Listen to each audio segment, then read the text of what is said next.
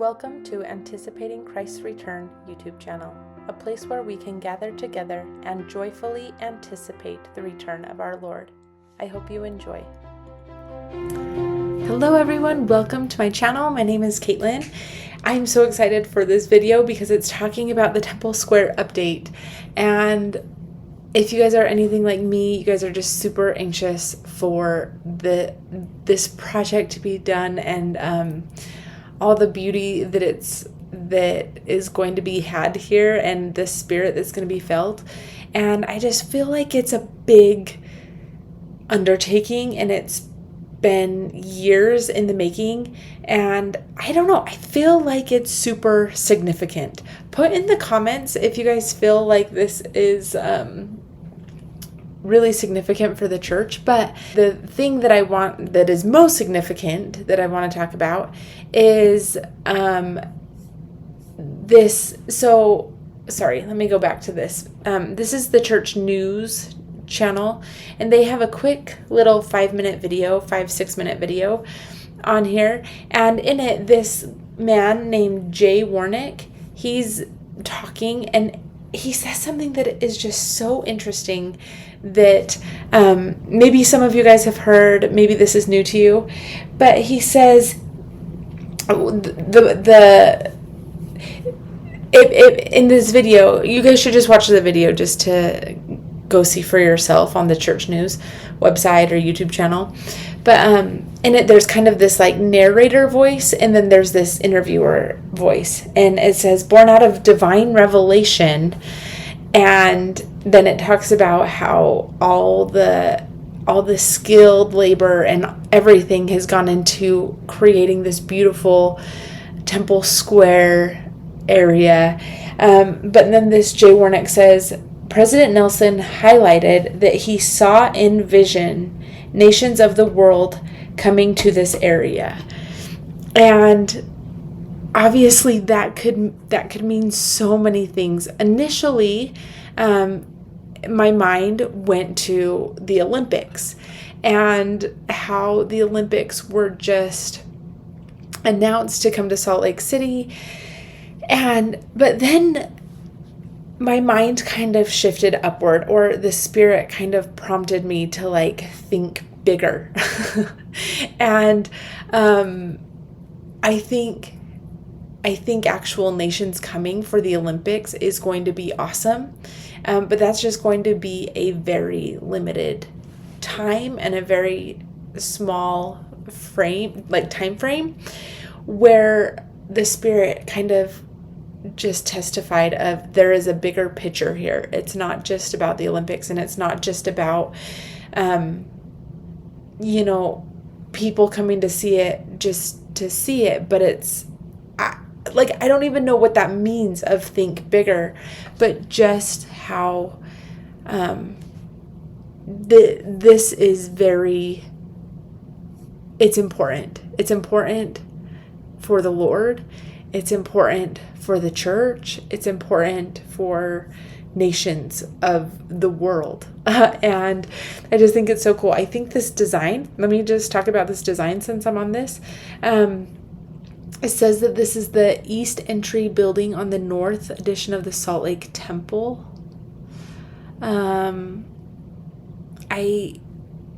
I think these are just like they have like different pavilions that you can go in. Like, I don't know if it's like a visitor center or if it's going to, I don't know. I don't know what this is, but I think it's cool. I think that like arch design, how the church is, let's go over here. Let's see. Oh, that's playing. I don't want that to play. I guess you guys can see. It's fine. But you know how there's this, the church logo, that has Jesus Christ. Oh, I don't know where it went. Anyway, it has Jesus Christ in this shape. And then in this building, they have that shape, and it's, and I imagine they'll have a Christus statue in one of the windows, kind of like the Rome, Italy temple. So you can see, this actually is a better picture. So you can see the conference center's in the back, and then as you enter, there's these pavilions right here. But I just think the shape of those windows is just so cool, and knowing that that's part of the logo. And then there's other symbolism as well, going back to like Jerusalem and things like that. But anyway, I think that is interesting, and it just reminds me of how President Nelson has told us how the Lord will come to his temple, and that design for the church is that arch of Christ walking through the arch, or walking through the resurrected Christ, walking through the door of the tomb, or anyway, it's just, I look at it and I just think, oh man, like that is so awesome. It's cool to know that President Nelson saw in vision Temple Square, and he just saw nations of the world coming. Like, okay, there's a bigger picture of those arch windows. Okay, there's something else that I wanted to share with you, and it's, where is it? Because I made sure it was here. Okay, right here. So in that video, again, and I just kind of have a bunch of different like handwritten notes, but there's this, I wonder if I can click into it bigger. Nope. Okay. Anyway, there, I can zoom in. So hopefully you guys can see that. So they talked about how things just kind of fell into place to have this design. They said that they found a stone, and this is the stone that they're talking about.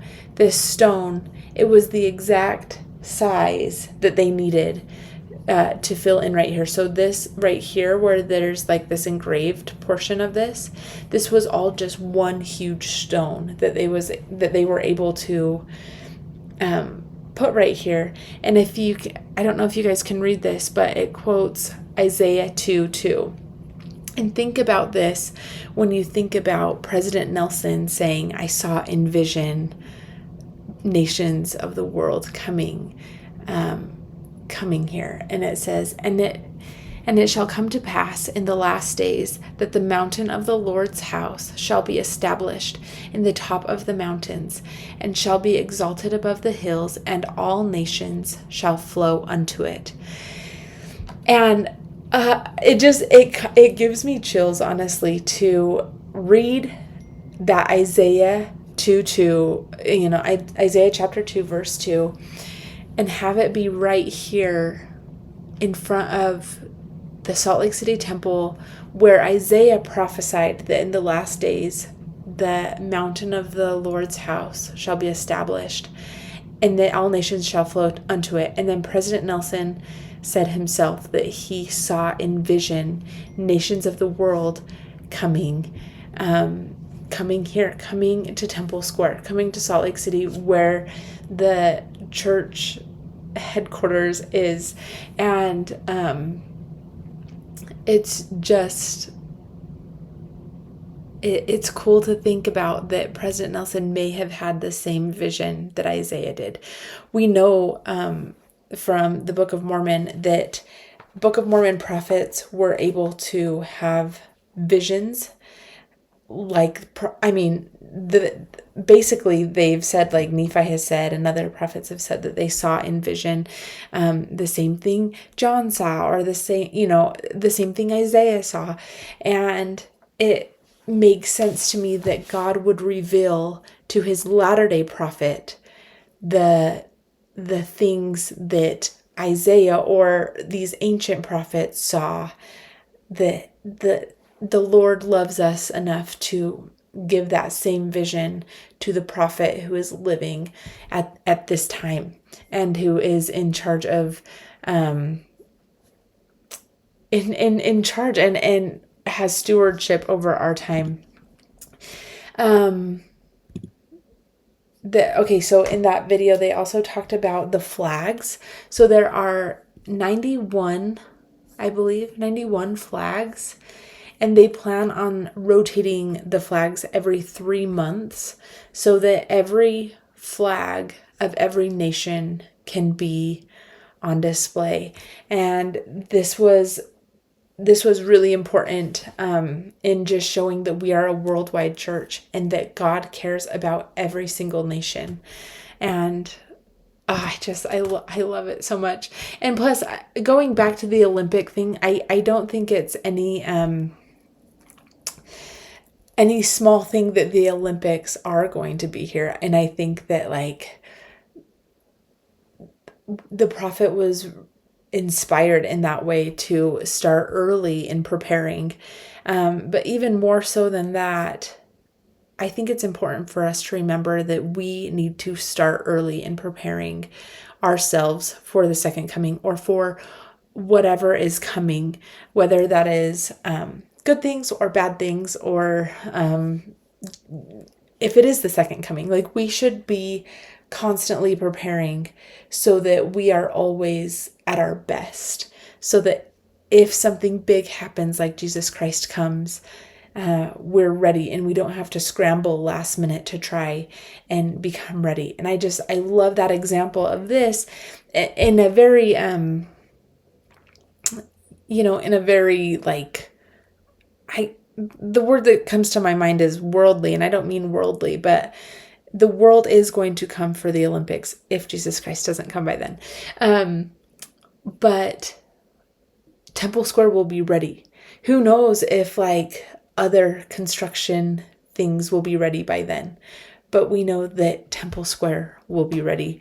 And not only that, but it will be ready for anything that happens, whether it's good, like the Olympics, or whether it's bad, like an earthquake, that there are measures in place. In fact, I thought it was super interesting, and maybe this would, I'm sure that they have that was a good earthquake picture.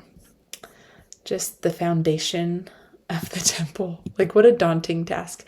Anyway, there was a really cool, and now I'm not going to be able to find a picture of it, but they talked about how there are like heated walkways, because in that video that I watched, there was, they have like this really intricate design and paving work on the ground. And they said, like, we don't want to risk having like snow plows or shovels ruin that or like chip the tiles. So what they do is they put this like heated coiling in the ground. And I know that this isn't like new technology, but it seems cool. Like, it seems so cool. But anyway, they put that in so that when it gets a certain temperature, the ice just melts. It doesn't, they don't have to put salt down. They don't have to shovel or snowplow. Like, it just stays melted. And I thought that was just so cool that they have this technology to just keep things pristine, so they don't always have to be doing renovations. And then I wish I had a picture, because they said they have like this, and sorry, I have like a cold, I have little kids and I get colds all the time. Man, I really wish they had like a picture of that. Family too. Maybe I'll just, oh yeah, right there. That's what I wanted to show you guys. Let's see. Okay. So, this, like, they called it the ellipse design. So this is that design that was just like very meticulous for them to pave. But I just think it's so cool. It looks like a globe, first of all. And it just, like, it looks like the globe right in front of the church office building. But they talk about, in this, they talk about how there was trees in, I can't remember if it was Washington State or if it was Oregon. and I didn't write it down, but there were these trees that were just kind of abandoned and forgotten, and I swear it was either like Oregon or Washington. And anyway, they were going to tear them down, like not the church, but the developers of this area. They were going to tear them down, but these trees fit perfectly in this area that they needed trees for. And they were talking about how it's just a reminder. Oh yeah, it was right at this part of the video. But these trees just fit perfectly. And they just said, it's just such a testimony that the Lord remembers. He's in the detail, and he remembers even forgotten trees. And I just loved that example of the forgotten trees that were really just waiting to be torn down. But the Lord knew, and these trees had been prepared and left for Temple Square. And it just reminds me, and is a tender moment for me, like for all of us, it should be, just to remember that even a tree that seems to be forgotten is known to the Lord. And so how much more are we known to the Lord? And if you guys are anything like me too, you guys will have had experiences in your life where you feel like an abandoned tree, or you feel like you're just not good enough, or that you're not seen, or that nothing you do matters. And yet God is looking for ways to tell us and to show us that he can make more of us than we think possible. Okay, I just wanted to draw your attention to this conference talk, The Temple in Your Spiritual Foundation. And just, I'm not going to read it or go into it, but I just want to share that this is one of the talks that just reminds us over and over again of how important it is, not only for the Salt Lake Temple renovation, but how important it is for our spiritual foundation to be secure, and to make sure that there aren't any cracks in our foundation, or there's no leaks, or whatever is going on, just to make sure that if there is something in our life that is causing our spiritual foundation to crack, or to chip, or to whatever it is. If you think of snow plowing or putting salt on cement, like all those things lead to erosion. And are we protecting ourselves from that? Are we preventing what they're doing with the cement and having the heat under it to prevent the wearing away from the elements? It's just another example of how in our life we can prepare, we can prepare, but we can also prevent these cracks happening. That doesn't mean stop studying church history. That doesn't mean, not whatever it is.